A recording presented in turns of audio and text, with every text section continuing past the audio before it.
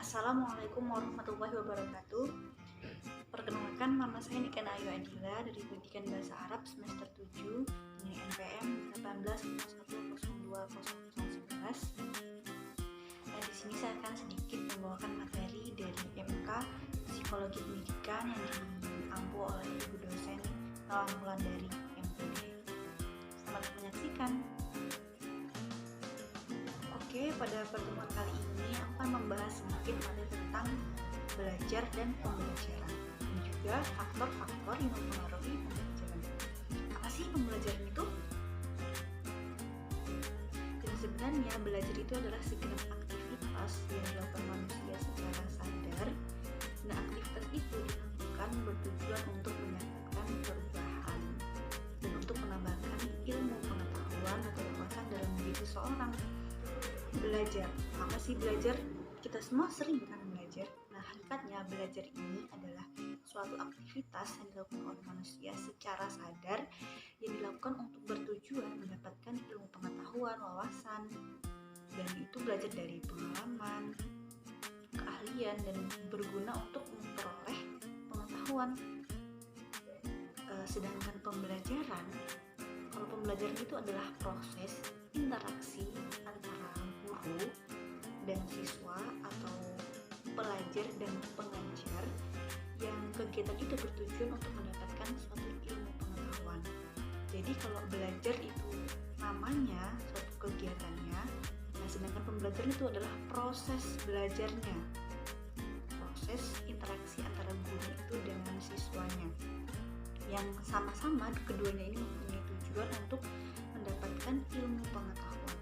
Jadi belajar ini ya teman-teman, ciri-ciri dari belajar dan pembelajaran ini adalah terjadinya perubahan sikap, wawasan, dan pengetahuan. Jadi kalau misalnya setelah belajar itu tidak bertambah ilmu pengetahuan, wawasan, atau keterampilannya, berarti bisa dikatakan pembelajaran itu gagal, karena pembelajaran itu tidak mendapatkan tidak ada efeknya gitu bagi seseorang siswa ataupun gurunya. Nah, itu tadi maksud dari belajar dan pembelajaran. Sekarang ada faktor-faktor yang mempengaruhi belajar. Faktor-faktor itu ada banyak ya teman-teman, termasuk faktor dari luar dan faktor dari dalam. Kalau faktor dari dalam itu bisa faktor psikologis, minat siswa. Itu misalnya dari dalam diri siswa itu adanya sifat ingin tahu. Karena setiap manusia itu kan pada dasarnya pasti punya perasaan ingin tahu apa sih isi dalam dunia ini, pengen tahu apa sih ini, apa sih apa.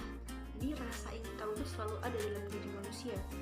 Nggak ada dong kita yang nggak punya perasaan pengen tahu, walaupun ingin tahunya itu terhadap hal yang berbeda-beda. Kemudian ada sifat kreatif dari diri manusia.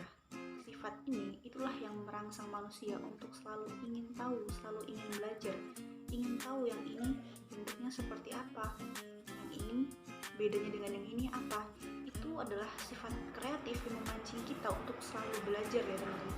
Misalnya kita nggak tahu ini, jadi itu kan yang memancing kita untuk pengen belajar yang ini jadi mirip-mirip sama dengan rasa ingin tahu dalam diri manusia. Nah, kemudian itu ada rasa ingin dapat simpati dari orang tua atau orang lain, karena tentu saja ya dengan belajar itu kan kita tujuannya untuk mendapatkan pengetahuan. Itu kan kalau kita tahu sesuatu pasti kan kita punya rasa, wah aku bisa nih ini. Nah di situ kita bisa dapat simpati dari orang-orang sekitar kita. Itu bisa menjadi salah satu faktor kenapa seseorang itu terus belajar. Kemudian faktor selanjutnya itu adalah adanya keinginan manusia untuk memperbaiki kehidupan. Nah, ini yang paling banyak ya. Karena setiap manusia itu kan pasti ingin kemajuan ya teman-teman, pengen bisa ini itu. Pasti teman-teman bangga dong kalau bisa ngerjain ini, bisa. Misalnya teman-teman bisa mengerjakan soal matematika, pasti teman-teman pengen. Aku pengen juga bisa matematika, pengen IPS, pengen bahasa Arab.